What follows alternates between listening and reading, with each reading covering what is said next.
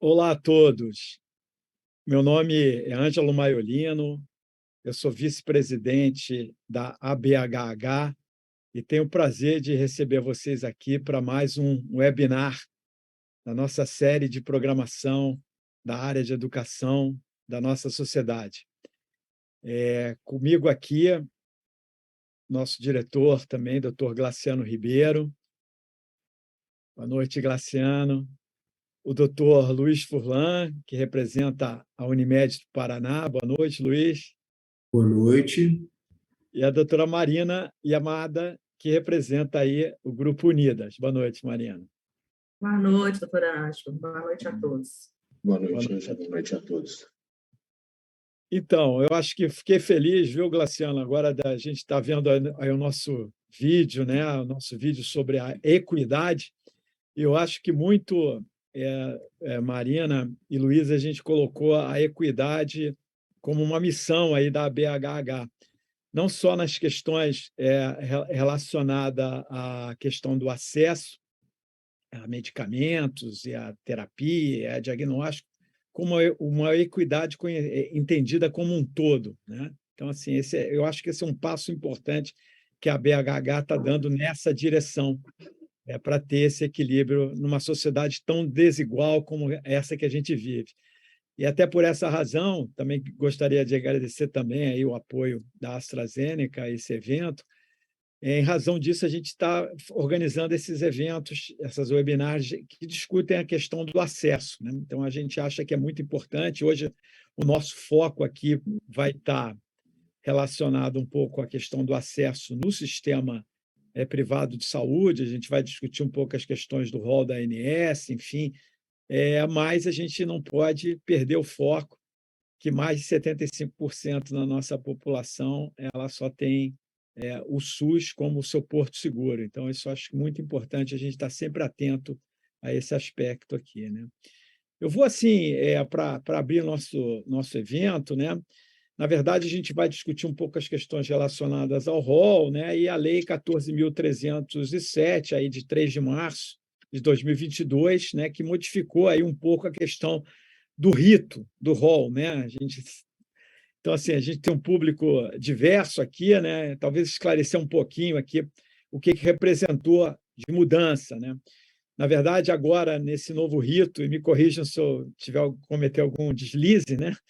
É que as tecnologias elas podem ser submetidas aí a qualquer momento, né? Sem a necessidade de aguardar uma abertura de uma janela de submissão. No passado, às vezes, o último que passava um pouquinho da janela de submissão, aquele medicamento, aquela tecnologia tinha que esperar quase 2 anos e meio, 3 anos para ser incorporada. Agora, felizmente, isso aí já não existe mais. No processo de avaliação, os oncológicos orais seriam avaliados em 120 dias, né, mais 60, né, e as demais tecnologias em 180 mais 90. Né? E o ponto das tecnologias incorporadas pela Conitec, que teriam aí um prazo de 60 dias para sua incorporação pela ANS. Então, uma vez incorporada a Conitec, ela teria um prazo aí regular de incorporação pela Conitec.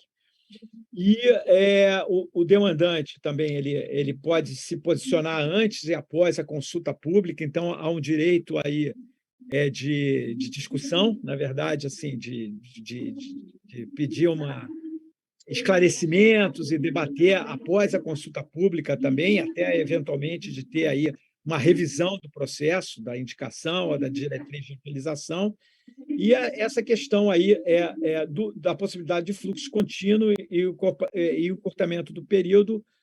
O novo rito também, isso é importante, acho que para vocês, né, discutirem também, que isso tem demandado aí uma pressão aí nos membros do CoSaúde da própria ANS, né? E nós, como sociedade médica, aí já vou passar aí a palavra para o Glaciano, né, Glaciano? A gente tem tido aí, eu digo, a feliz oportunidade de participar de pelo menos três ciclos do rol, né, Glaciano? Dos 3 ciclos, inclusive, quer dizer, na verdade, o último rol presencial, né, Foi de janeiro de 2020, 2020, ali na sede da ANS, a gente estava lá presente, e a partir daí, aí eu já perdi um pouco a conta, que já começa a entrar na questão do fluxo contínuo, por feito por teleconferência, e a gente participou de pelo menos 3 agora, recentes, de discussões do hall, né?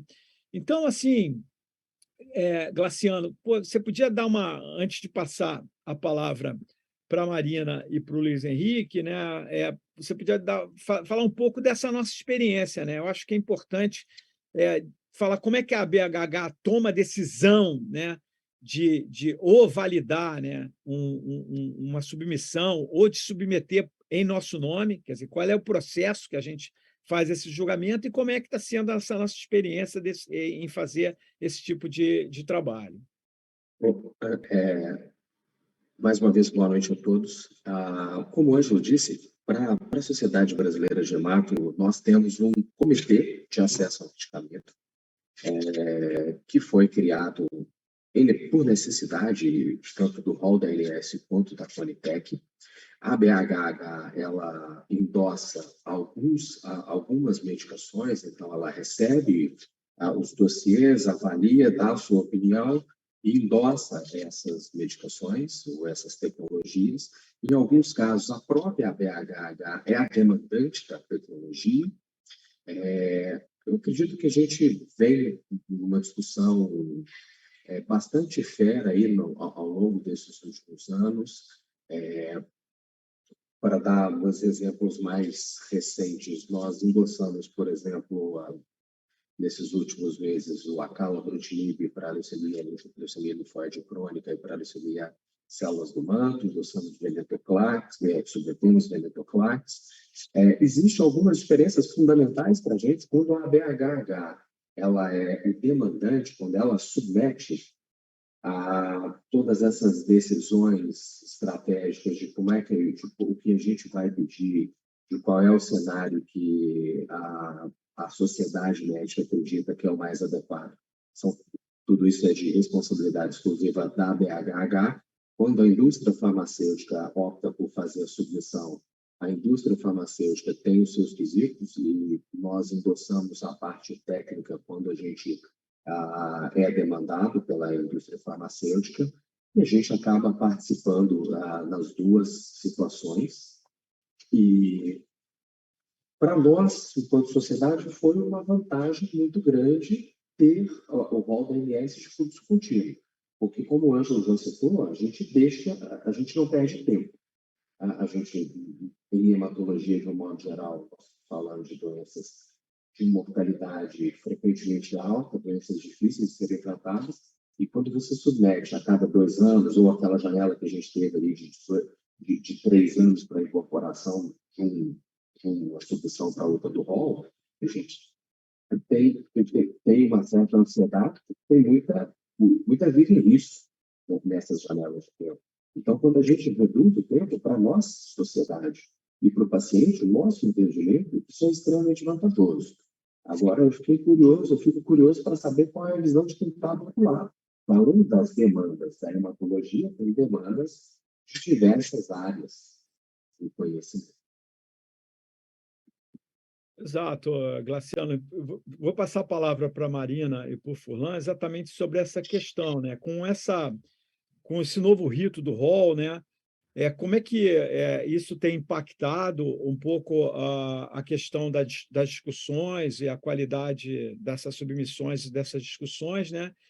E também, mais uma pergunta, vocês podem seguir nela também, como é que, na perspectiva das operadoras, né, como é que essas contribuições das sociedades médicas, né, elas podem colaborar, né, de que forma a gente pode estar colaborando para uma discussão aí mais produtiva. Passar... Marina, pode começar? Boa noite. Começar aqui, né, doutor Furlan? Pegando aí a abertura da BHH, eu parabenizo vocês, né? Eu acho que é uma sociedade, uma associação, né, de exemplar, né, ilibada, de reputação ilibada, e essa questão da igualdade, da equidade, ela passa justamente por esse processo que a gente está vivendo hoje, né, de tentar avaliar uma incorporação de nova tecnologia com as premissas, né, da medicina baseada em evidência, que eu acho que é importante, né, não é fácil você tomar uma decisão de incorporação, acho que é muito desafiador em qualquer lugar do mundo você falar isso é melhor ou não é melhor, vai agregar, não vai agregar, porque, né, a medicina não é uma ciência exata. Então, assim, a gente que vive isso, respira isso diariamente, é difícil para a gente, como gestor, também tomar essa decisão. Então, muito além desse rito, desse novo rito processual, né, de incorporação de novas tecnologias no RODNS, a gente vive isso diariamente, isso é infindável. Então, mesmo que a gente analise hoje uma incorporação que está sendo pleiteada por algum demandante, né, seja da indústria farmacêutica, ou algum tipo de técnica nova, né, seja material, né, ou PME, isso a gente vai vivenciar todos os dias. E mesmo que não tenha no rol, não adianta a gente só falar assim, não está no rol, não vou cobrir. Às vezes, aquele tratamento é melhor para aquele paciente naquele momento. E não adianta eu autorizar um outro tratamento que existe no rol e que não vai ser eficaz para aquele paciente. Só que isso demanda tempo, né? Demanda uma expertise muito grande de uma equipe que tem que ter especialidade, assim, para estudar isso, né? Porque é uma coisa muito séria quando a gente fala assim, eu vou ler artigos e mais artigos, né? Vou ver o que realmente vai ser eficaz, vai ter segurança, efetividade. Então, tudo isso é muito complexo. Eu acho que esse novo rito, ele trouxe esse desafio para a gente de analisar num período mais curto de tempo, né? Antes, quando era de 2 em 2 anos, a atualização do rol, a gente achava que tinha mais tempo para analisar, só que aquela demanda, ela ficava reprimida naquele período. E aí, se tivesse uma nova tecnologia na porta de entrada, assim, para entrar no RODNS, né, a população, assim, a sociedade, de um modo geral, já falava, não, mas já vai entrar, autoriza, né, ou tem a judicialização aí também, a nossa porta o tempo todo. Então, a gente vive isso no dia a dia e agora a gente está vivendo uma pressão maior porque a gente tem um espaço mais curto para poder avaliar, né? Com essa submissão contínua, todos os dias a gente tem que estudar alguma coisa, né? Então, esse é o desafio. Então, de todo modo, não é uma coisa tão diferente assim, né? A gente só tem que readaptar. Na verdade, todos os players têm que readaptar a essa nova realidade, né? E eu acho que a gente sendo obrigado a analisar assim, diariamente alguma incorporação, faz com que a gente também mude o mindset, sabe? E a gente tem que olhar assim, em prol do beneficiário, em prol do paciente, né? Porque ele é a razão do nosso existir. Eu falo como operadora de plano de saúde de alta gestão, mas vocês também da BHH falam como, né? Vocês também são prestadores de serviço, se não existisse o paciente, vocês também não existiriam. Então, acho que a gente está assim, todo mundo no mesmo barco, né? Em prol do beneficiário. Mas não é fácil, é um desafio, a gente mata um leão todo dia para poder tentar fazer o melhor para o nosso paciente, né? E é claro que com as premissas da medicina baseada em evidência, porque os recursos são finitos, não tem como falar, essa tecnologia é melhor para todo mundo? Não, né? Tem muitos tratamentos que não são eficazes para todos os pacientes com determinada patologia, né? E é difícil a gente explicar isso. Então, essa multidisciplinaridade, né? Eu falo que é importante a gente dar subsídios para a agência reguladora, porque o médico tem que pensar como médico, aquele prescritor, né? Tem o médico gestor, tem o prestador de serviço, tem a agência, tem o paciente, né? Então, essa análise multidisciplinar, ela é muito importante nesse momento, né? Então, isso faz com que o RODNS age de uma maneira muito transparente também nesse processo do rito, né? Com a consulta pública, né? Com a nota técnica preliminar, né? De recomendação favorável ou desfavorável. Eu acho que a gente tem que caminhar, assim, talvez com mais leveza, né? Nessa questão da análise do rito aí, apesar de que é muito complexa. Não sei se o doutor Furlan aí concorda. Sim, sim. Eu acho que tem sido um pouco mais leve as discussões, eu tenho notado isso, as coisas, a gente está, como você falou, Marina, no final a gente tem que olhar para o beneficiário, no caso nosso, do paciente, né? Então, na realidade, esse foco, né? Então, eu acho assim que vou passar para o Furlan, realmente, assim, de que modo, Furlan, você acha que as sociedades médicas podem se posicionar? A gente tem feito esse trabalho, né, nessa direção, de uma forma muito rigorosa, eu posso te dizer, na avaliação da tecnologia, né? A gente, claro, a gente se cerca de todo cuidado quando nós vamos submeter em nosso nome, né? Ou então nós vamos dar um endosso por uma submissão. Então, queria que você pudesse aí comentar um pouco, né? Como é que a gente pode aprimorar esse processo aí. Bom, boa noite a todos. Eu quero novamente agradecer o convite da Associação Brasileira de Hematologia e Hemoterapia e também da AstraZeneca, né, com o apoio da AstraZeneca, para a gente estar fazendo essa discussão. Eu acho que esse já é uma contribuição que a sociedade de especialidade pode dar, né? Trazer essa discussão à tona e unir as pontas, né? Porque o que acontece lá no CoSaúde é que acaba, às vezes, embora a Marina tenha comentado que o clima tenha ficado mais ameno, mas, por vezes, às vezes o clima fica bem tenso, né? E, então, unir as pontas e cada um trazer sua perspectiva para que a gente possa entregar o melhor cuidado para o paciente dentro de um financiamento existente, ou seja, pensando na sustentabilidade do sistema, eu acho que é o desafio hoje de toda a sociedade, né? Não só de quem trabalha num operador de plano de saúde como nós, mas também da sociedade de especialidade, porque se o sistema de saúde não se viabilizar, o objetivo de prestar assistência com qualidade e com equidade, ele não se dará, não vai acontecer, né? Então, o que a gente tem visto do ponto de vista do rol é que as operadoras têm feito um papel de fazer o contraponto, por vezes, né? É natural que a gente se sinta seduzido pelas novas tecnologias, né? E da nossa essência, enquanto profissional de saúde, enquanto pesquisador, a gente gosta de ver a evolução da ciência, né? E a indústria farmacêutica, a indústria de equipamentos, a indústria da saúde, ela tem tido um papel importantíssimo nisso, porque hoje, se a gente for avaliar, 90% das novas drogas são financiamentos da indústria farmacêutica, né? Então, a indústria tem tido um papel importante no processo de inovação de tecnologias. Por outro lado, o sistema de saúde, seja público ou privado, né?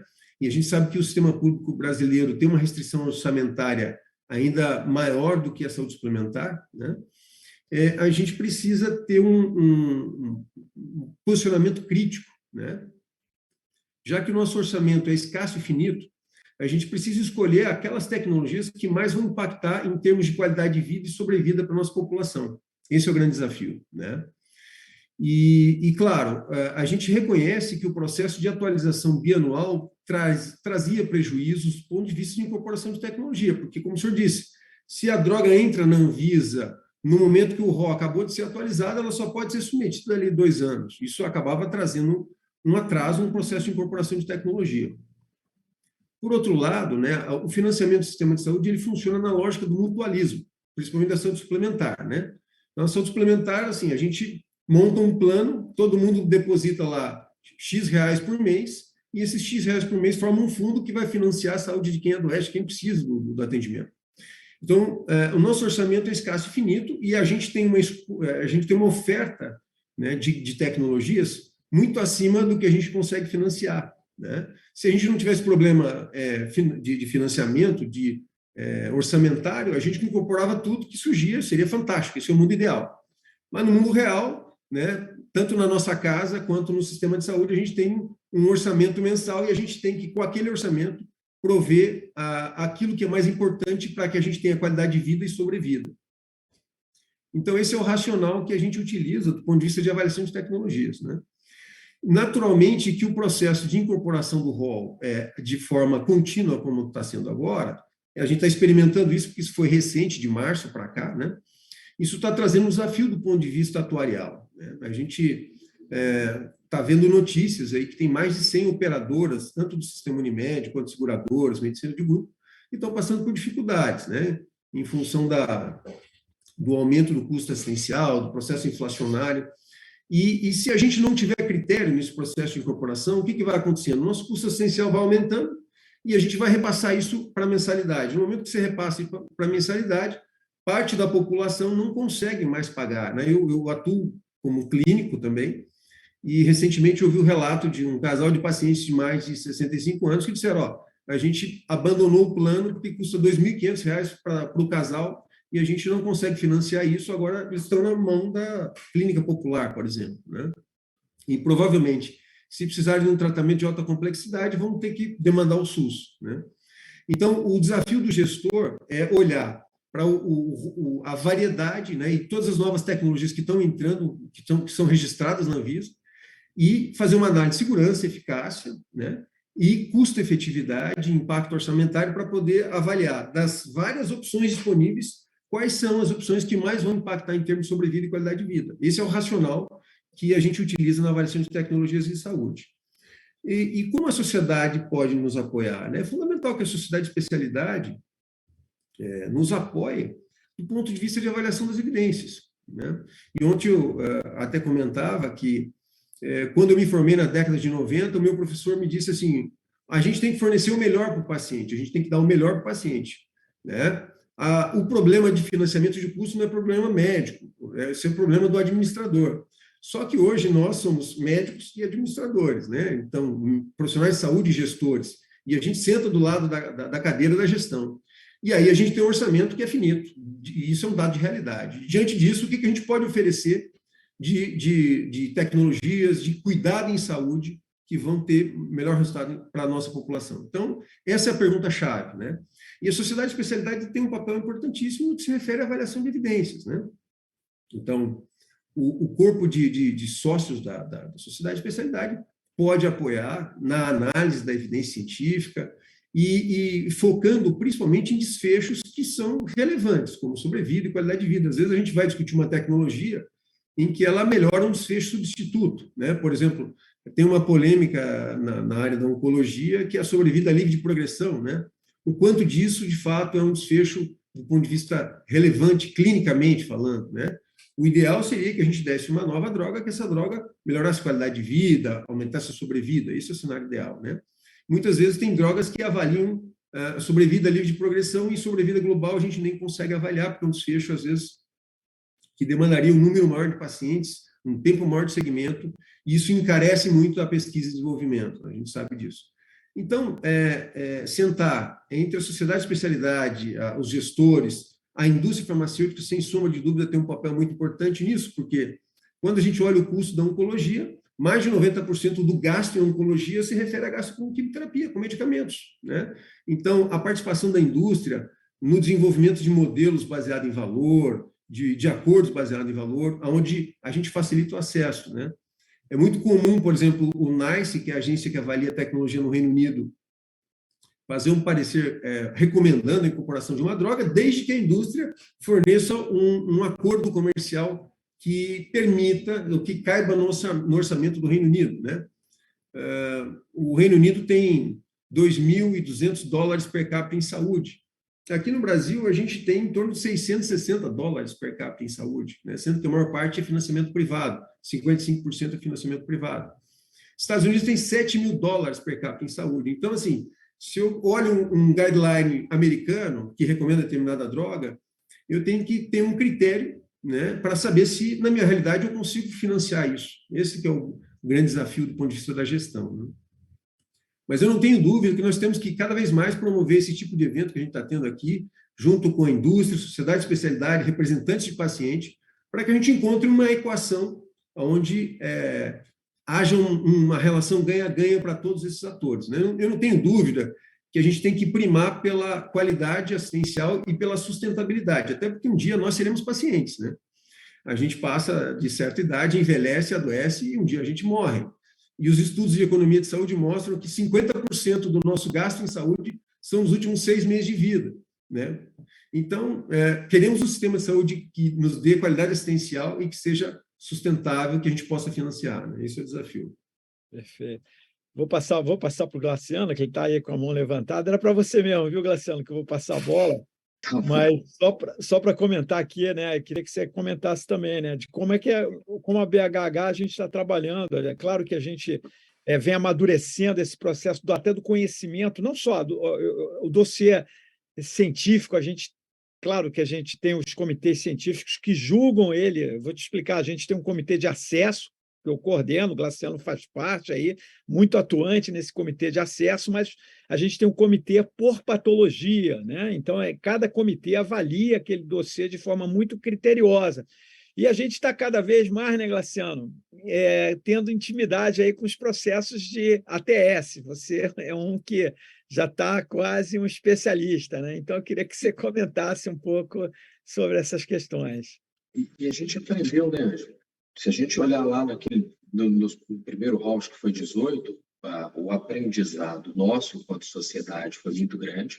O aprendizado de quem estava na discussão com a saúde também foi muito grande.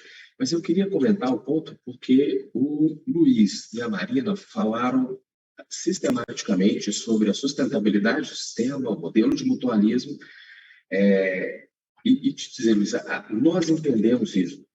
Eu sei que não são todos os colegas médicos que gostam da discussão quanto vale ou quanto custa, sem querer entrar em definição do que é um, do que é outro, ou quanto vale ou quanto custa determinada tecnologia, mas a BRKH faz um esforço muito, muito grande para tentar chegar nas discussões do OMS com modelos justos, com informação justa e ser o mais transparente possível. Eu posso dar um exemplo agora, recente. A gente pediu a incorporação de uma tecnologia que são os IPTKs. Já existia uma tecnologia de cobertura obrigatória. A gente pediu a introdução de uma segunda tecnologia. É um estudo de fase 2. Na nossa visão, era um Me Too, usar as palavras da doutora Silvana, que estava lá no dia do CoSaúde. A gente entendia que eram pares no nosso dia a dia, na prescrição do dia a dia, são pares. As evidências disponíveis mostravam que os resultados são semelhantes, e uma droga custa, o acalabrutinib foi incorporado com 25% menos para linfoma de célula do humano do que o seu principal concorrente. Ele entra também para a leucemia linfóide crônica sem incorporar a linha. Entra para concorrer com o atual concorrente, ou um ou outro. A gente não usa uma droga progrediu seguido da outra. Então, assim, foi muito gratificante para nós, enquanto sociedade, quando a Agência Nacional de Saúde, numa avaliação inicial, numa avaliação preliminar, deu uma negativa na medicação, a gente foi para uma discussão pública, a gente foi para, vamos dizer assim, para um segundo momento de debate. Vocês entenderam que, apesar das evidências, ou seja, do número frio, parecer que não valia a pena, de certa forma, confiar no nosso julgamento e incorporar a droga, que vai causar redução de custo do sistema, claramente. Ou é uma ou é outra, e uma é mais barata do que a outra. E que, no segundo exemplo que eu dei, no caso da MLC, nós estamos dizendo que é uma ou outra, e que a gente não vai usar uma tecnologia seguida da outra, porque existem casos de medicação de segunda geração, mesmo dentro da hematologia, que a gente usa uma seguida da outra.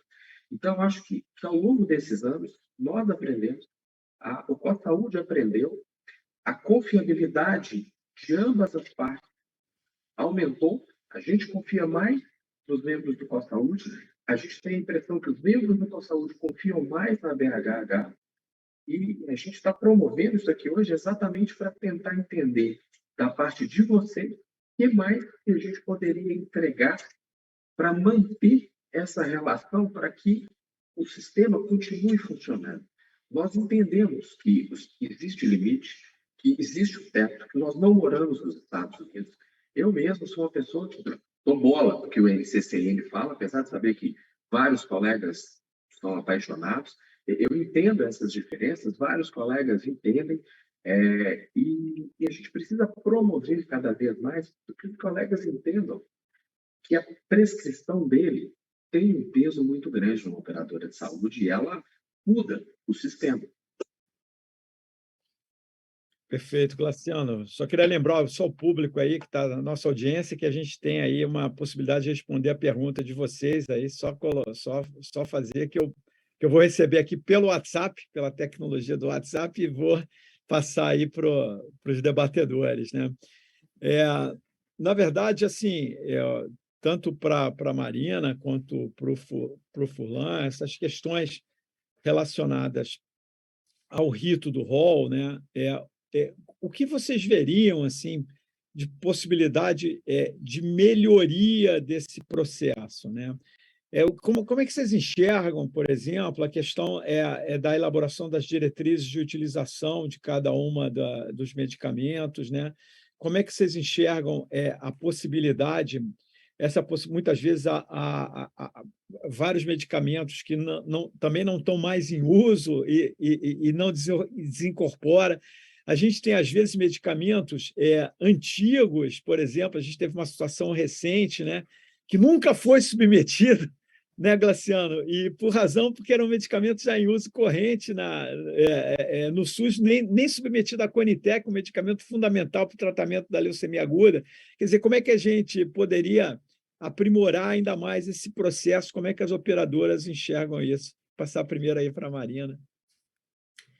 Doutor Ângelo, nós temos como premissa sempre discutir com o médico, né, prescritor, essas questões, né, quando a gente não vê um respaldo da Agência Nacional de Saúde, a gente tem como premissa, eu falo principalmente pelas autogestões, né, que tem um olhar mais paternalista para o seu beneficiário, de abrir esse canal de discussão. Eu acho que isso é muito importante, né? Então, os médicos hoje da regulação, os médicos auditores, eles abrem este canal como um colega médico para discutir, para entender, porque a gente não detém todo o conhecimento, né?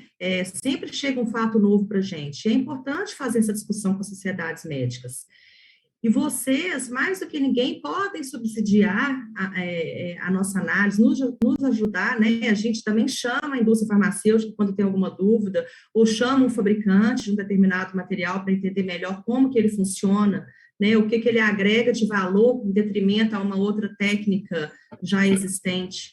Então, esses protocolos, eles são essenciais. Como eu estava comentando ontem, quando a gente se depara com uma nova técnica, um novo material, um novo medicamento, a gente tem que ter como aliado, como parceiro, os prestadores, os médicos, e isso é muito importante, né? Então, não é cada um no seu lado, porque no final das contas, alguém tem que pagar a conta realmente, né? Então, a gente fica muito preocupado com essa questão da sustentabilidade, né? Igual o doutor Glaciano citou aí, que a gente tem falado sobre isso, mas mais do que nunca, a gente está numa fase que a gente tem percebido várias operadoras de mercado, né, comprando, né, para não dizer assim, engolindo as pequenas operadoras, e isso não é saudável, né, para ninguém, de um modo geral, nem para o beneficiário, que fica com pouca opção de plano de saúde, você não sabe nem qual a qualidade que esse plano vai oferecer para ele,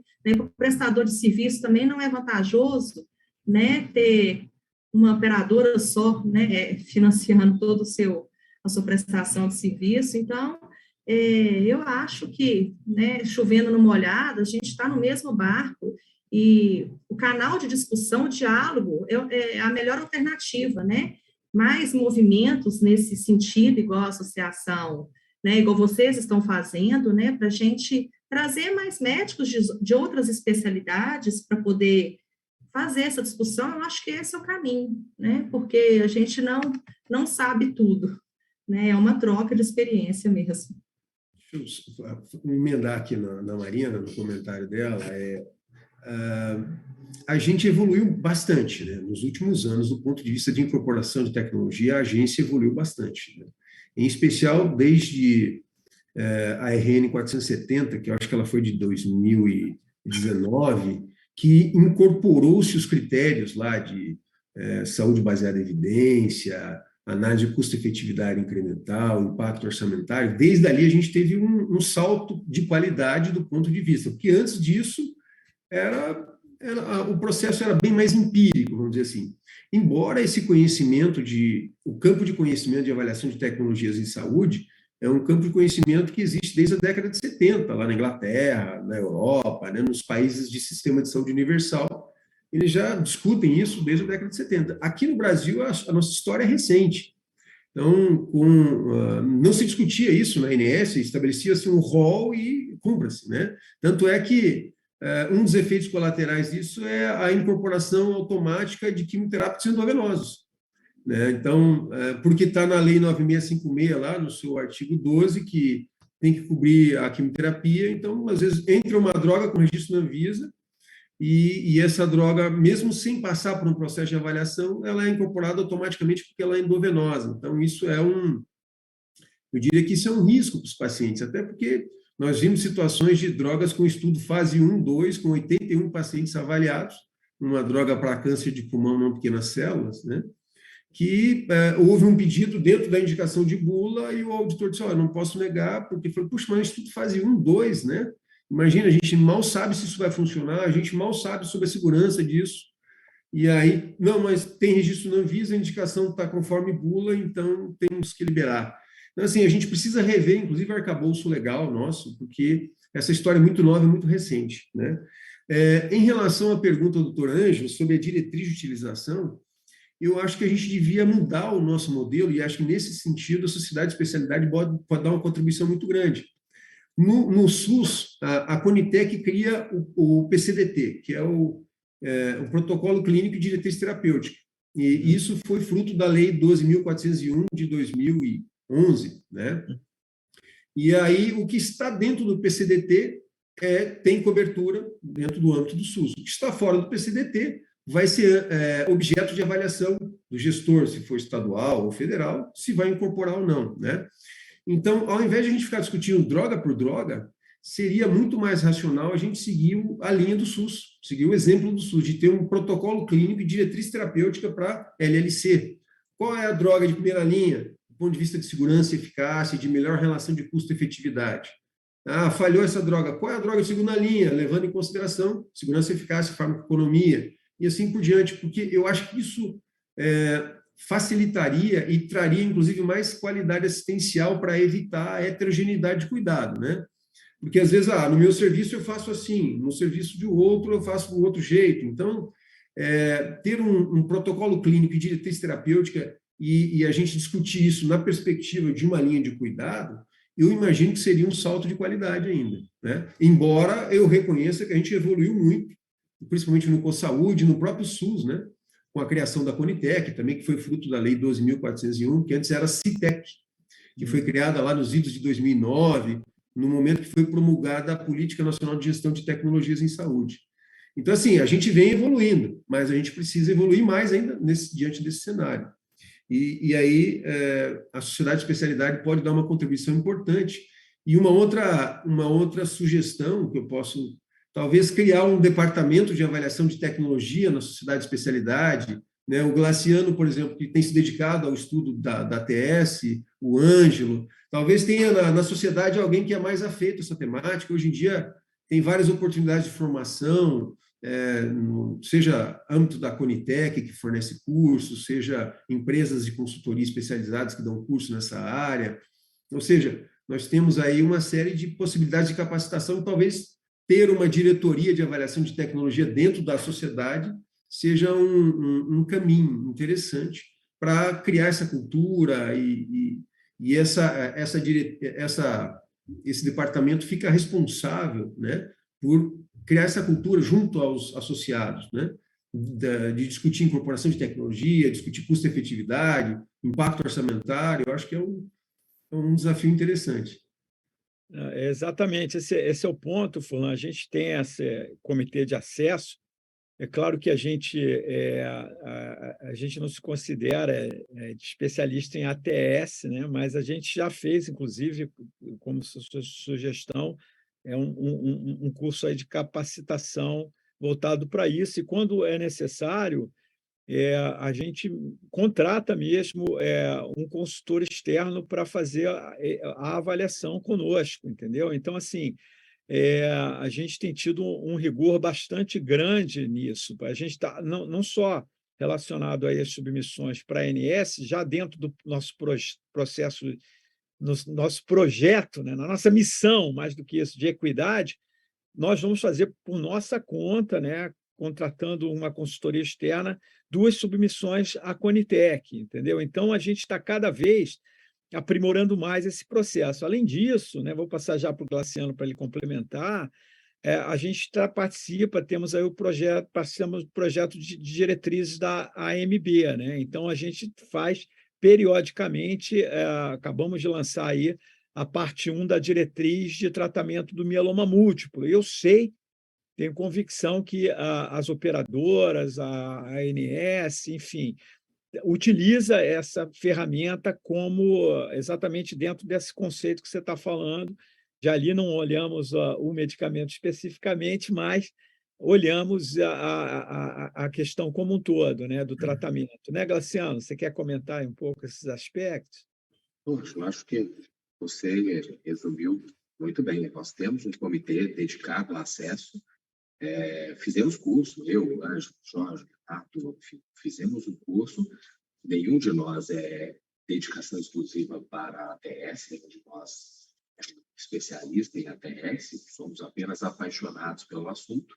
E esse comitê foi criado por afinidade ao assunto custo-benefício, incorporação de tecnologia. E, no nosso ponto de vista, enquanto sociedade, a gente tem funcionado, o comitê funciona bem. Nós participamos dessas incorporações, tanto como o Ângelo disse, no sistema privado como no sistema único de saúde. E agora, enquanto sociedade, a BHH está financiando a submissão de medicamento para o sistema único de saúde, independente de indústria farmacêutica. Acho que isso é um avanço aí no meio médico. A gente está fazendo isso com mais de um medicamento. A gente já submeteu outros, mas estamos abertos a sugestões. Inclusive, eu fiquei interessado aí quando você falou do curso da Conitec. Fiquei interessado, porque assim, a gente precisa entender como é que o sistema todo mundo pensa, para a gente entender qual é a melhor relação de benefício, de ganha-ganha para todo mundo. E com a ANS, olhando ali de 2018 para cá, eu tenho plena convicção que foi um negócio que todos ganharam. Sociedade Médica ganhou, os pacientes ganharam, a ANS ganhou. Fizemos incorporações, como eu já citei de exemplos, com redução de custo, sem acrescentar a linha. Concordamos em diversos pontos ali com a saúde e sim, gostaria muito de estreitar a relação com a Conitec como a gente tem com a saúde, uma relação de confiança, o que é certo é certo, o que é errado, é isso. Talvez o nosso desafio como avaliador, né, de tecnologias é identificar aquelas tecnologias que são vencedoras, né? Então, a sociedade de especialidade, sem dúvida, pode apoiar nesse papel, de chegar para o sistema de saúde, dizer, olha, essa tecnologia aqui é vencedora, porque ela aumentou em muito sobrevida, melhorou a qualidade de vida, e aí, talvez, tem até um quadrante que a gente utiliza, né, de eficácia, né, e custo.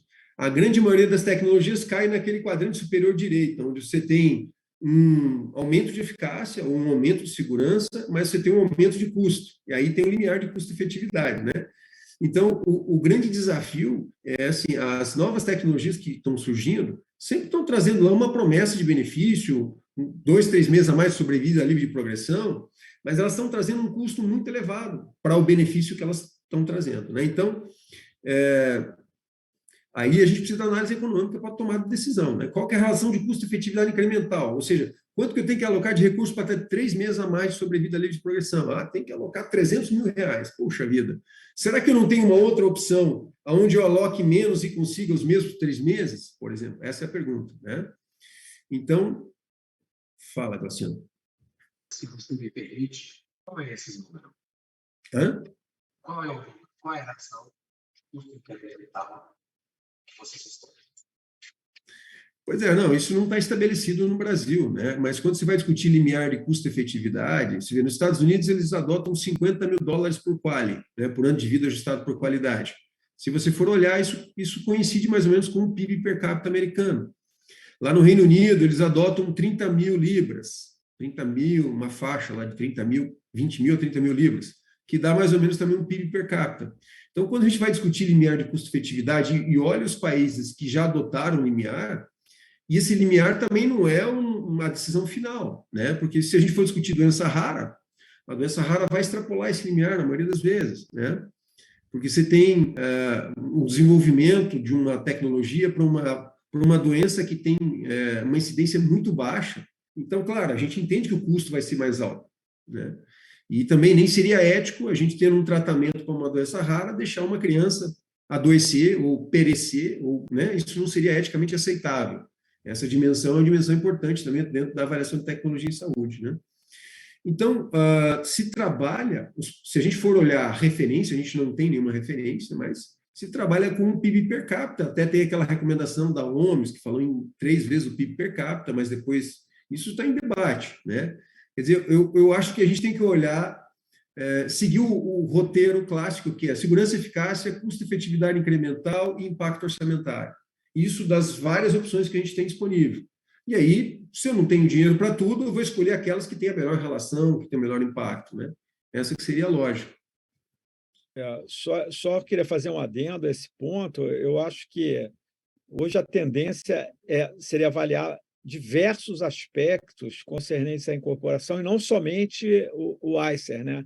O perigo todo estaria em engessar demais com a questão do ICER, da razão pelo PIB, né? Isso está em discussão na Conitex, agora entrou em consulta pública, né? Então, enfim, mas assim, eu fico um pouco receoso, não sei qual é, vou passar para a Marina também comentar se ela desejar sobre isso, mas da gente usar, eu acho que a utilização de diversos parâmetros, dentre eles, né, o próprio ICER, eu acho que é relevante, mas não ficarmos engessados a isso, né? Não sei se você quer comentar, Marina. Na verdade, a gente tem que ter realmente um parâmetro, porque os recursos são finitos. Então, quando o nosso beneficiário contrata o plano de saúde, ele já tem um escopo ali do que ele vai ter de cobertura, né? Então, assim, a análise das exceções, ela pode até ser feita, mas eu também tenho que ter protocolo para essas exceções. A gente tem que ter um referencial, né? Porque senão a gente não consegue dar cobertura para tudo que chega para a gente de demanda, né? E são muitas. Todos os dias tem algum pedido, ou fora da ADUT da ANS, ou porque não tem no rol. Então, a gente, mesmo analisando caso a caso, a gente tem que ter um referencial para esse tipo de custeio, até mesmo porque a gente acaba abrindo precedente para outros casos. E a gente trabalha muito nessa linha. Eu falo porque eu estou à frente ali da AMAGE Saúde, né, que é a Associação dos Magistrados Mineiros, do TJ. Então, se a gente dá para a gente tem que dar para todos que têm aquele mesmo caso, né, semelhante, digamos assim. Então, essa questão do precedente também é uma preocupação que a gente tem que ter, né?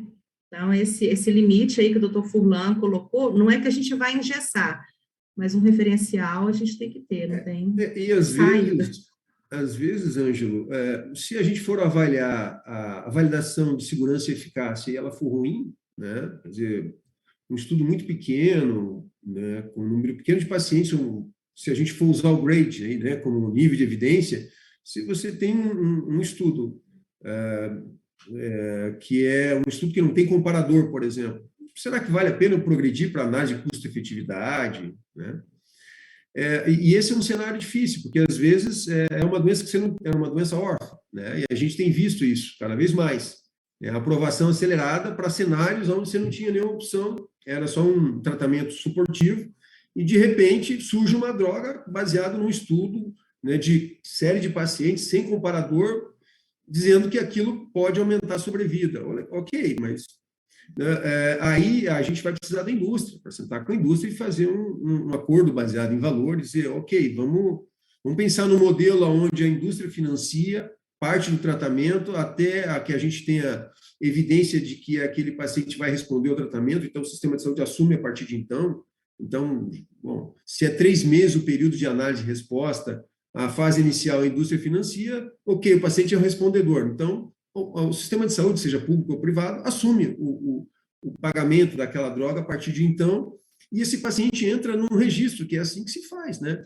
Lá no Reino Unido eles fazem isso, no Canadá eles fazem isso, quer dizer, olha, eu não tenho nada disponível, surgiu uma alternativa, mas o nível de evidência dessa alternativa é muito fraco.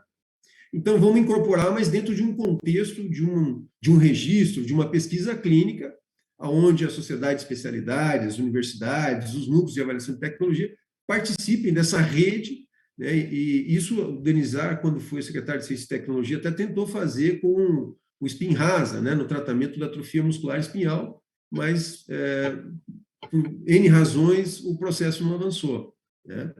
Mas a gente tem que buscar essas alternativas, né?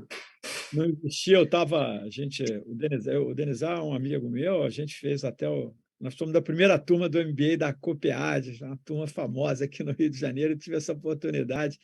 Então, na verdade, essa questão não havia aí, não há no Brasil ainda, acho que vocês sabem isso bem, é a questão do arcabouço jurídico, né?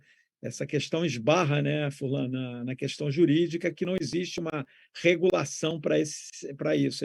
A intenção era excelente, mas havia isso. Mas eu acho que esses modelos, eu concordo, acho que o Glaciano também participou dessa discussão, esses modelos de remuneração, eles vão ter que, em algum momento no futuro, ser aplicados de alguma forma, né?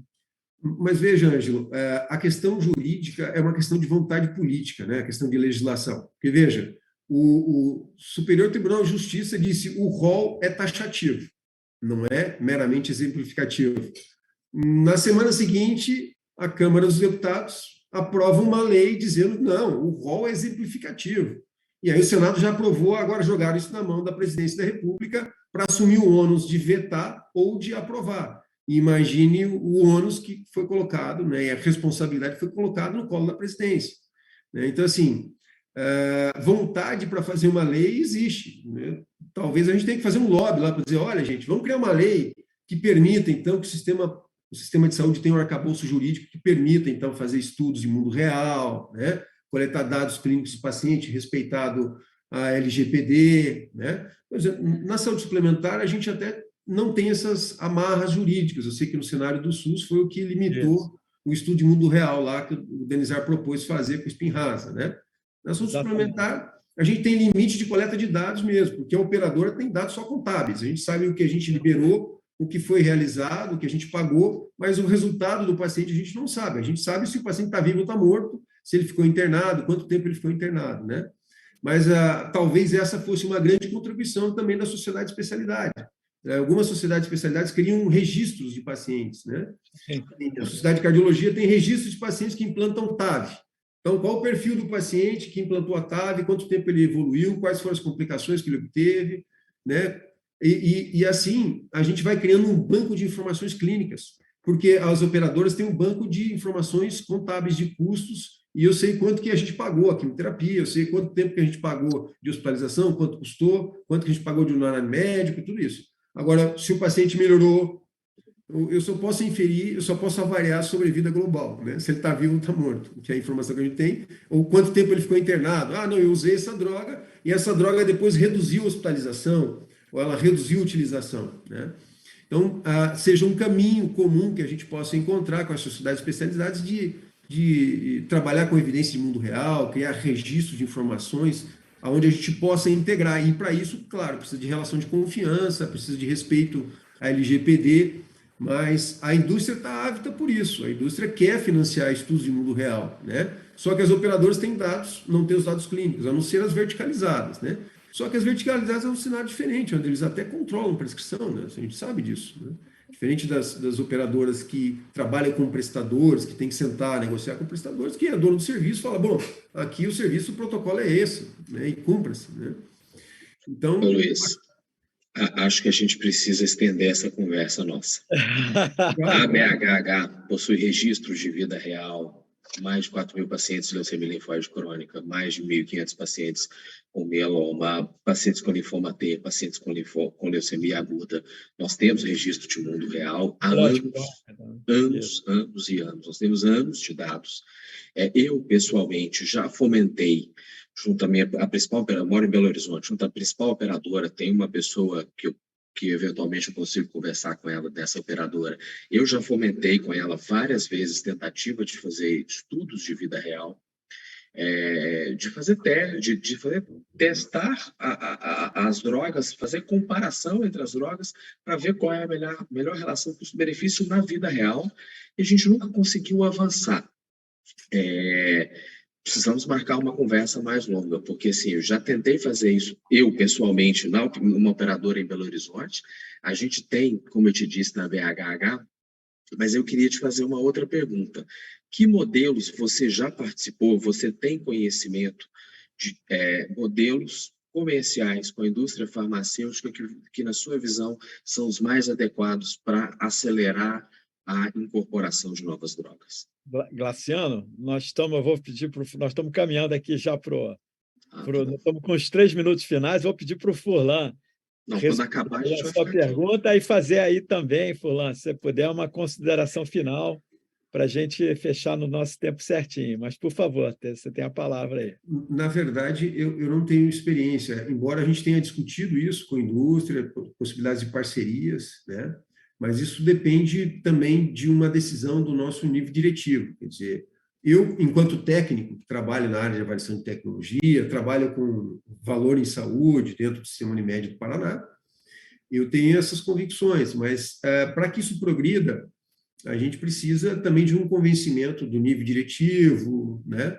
E também precisa de um parceiro, de um prestador parceiro, pode ser de uma sociedade parceira. A gente tem parcerias com a PUC do Paraná, com a Universidade Federal do Paraná, para desenvolver ciência, junto com os dados da operadora, né? E eu sou professor da Faculdade Unimed. O Sistema Unimed tem a Faculdade Unimed, que é o braço educativo. E agora, recentemente, tem uma nova direção lá que está querendo produzir estudos em mundo real, que fica a sede aí em Belo Horizonte, né? Então, eu acho que a gente pode encontrar alguns pontos, né? A gente tem parcerias com universidades federais, com a PUC, tem a Faculdade Unimed dentro do Sistema Unimed, falta a gente sentar os vários atores, desenhar um projeto, levar para as diretorias para ser aprovado e a gente começar a coletar e implementar esse tipo de ação. Porque, assim, para que a gente incorpore uma nova tecnologia, a gente tem que ter um grau de segurança de que essa tecnologia vai funcionar, ou se ela não temos a segurança, a indústria tem que ser corresponsável. Esse risco não pode ficar só para a operadora, né? Então, esse risco também é da indústria, esse risco também é do paciente, então ele tem que ter um termo de consentimento livre esclarecido, né, de que ele está participando de um estudo. Então, a gente precisa ainda definir qual é o melhor modelo, sabe? A gente discute, estuda, mas ainda a gente não implementou nada nesse sentido ainda. Obrigado, Fulano. Vou passar para a Marina aí fazer as considerações aí finais dela. Só complementando, doutora Ângela, doutor Luciano, eu acho que a sociedade como um todo é muito carente ainda de informações, né? A gente não detém o conhecimento, como eu já falei, aqui em Minas Gerais, a gente tem parceria, né, com o TJMG, com o NatJus, né, para fornecer esses pareceres, essas notas técnicas, porque até para tomada de decisão também do judiciário é difícil, né, porque eles não detêm esse conhecimento aí na área da saúde. Então, eu acho que, de um modo geral, está todo mundo junto em torno de um mesmo assunto, mas, na verdade, cada um no seu quadrado, né? Então, a gente é muito carente desse tipo de informação. Eu acho que a sociedade, como o doutor Furlan falou, as sociedades médicas, elas podem subsidiar com esses pareceres, né? A gente já teve caso, na Margem Saúde, inclusive, de se reportar uma sociedade médica, né, mesmo estando no rol, mas a diretriz tinha uma norma específica para a gente ver o que a sociedade pensava a respeito daquilo, e a gente seguiu o raciocínio da sociedade médica, sabe? Então, acho que é muito importante esse debate, né? Eu gostaria de agradecer, né, o apoio da AstraZeneca, a BHH, pelo convite. Eu acho que foi muito rico o debate, mas outros têm que vir, porque 1 hora só é muito pouco, né? E o assunto é eterno. Obrigado, Marina. Glaciano, 30 segundos aí. Muito obrigado, Ângelo, Marina, Luiz. Foi uma discussão boa. Eu sou um apaixonado pelo tema, o Ângelo sabe disso. Eu fui uma das pessoas que instigou para que esse comitê de acesso para nascer esse comitê de acesso. Estou à disposição, no dia que vocês quiserem, nós podemos marcar para conversar sobre estudos, dados de vida real, relação custo-benefício. Vai ser um prazer discutir isso com vocês, qualquer hora, qualquer tempo. Boa noite. Bom, Só quero agradecer, viu, Furlan? Quer falar algum? Pode falar, Furlan, tranquilo. Também queria agradecer, né, a oportunidade e o convite da BHH e da AstraZeneca, né, para estar discutindo isso com vocês. Também estou à disposição para uma nova rodada, onde a gente faça uma discussão focada em como desenvolver esses modelos e implementar esses modelos, né? Juntando os dados que vocês têm clínicos, juntando os dados que a gente tem de custo, né? Envolvendo alguma universidade, né? Seja pública, ou seja a PUC, enfim, onde a gente coloque aí ciência junto com gestão para resolver um problema da nossa prática, do nosso sistema de saúde, né? Eu acho que esse é o nosso desafio. Maravilha. Então, agradecer a vocês, o apoio da AstraZeneca, como a BHH, a gente está muito feliz de ter feito aí essa discussão, e fica aqui, né, a mensagem, né? Outras discussões virão, porque eu acho que a gente realmente precisa aí aprofundar o tema, aí principalmente em benefício aí da sociedade e dos nossos pacientes, né? Obrigado a todos, então. Tenham uma boa noite. Até a próxima. Boa noite a todos. Boa noite. Até a próxima. Boa noite.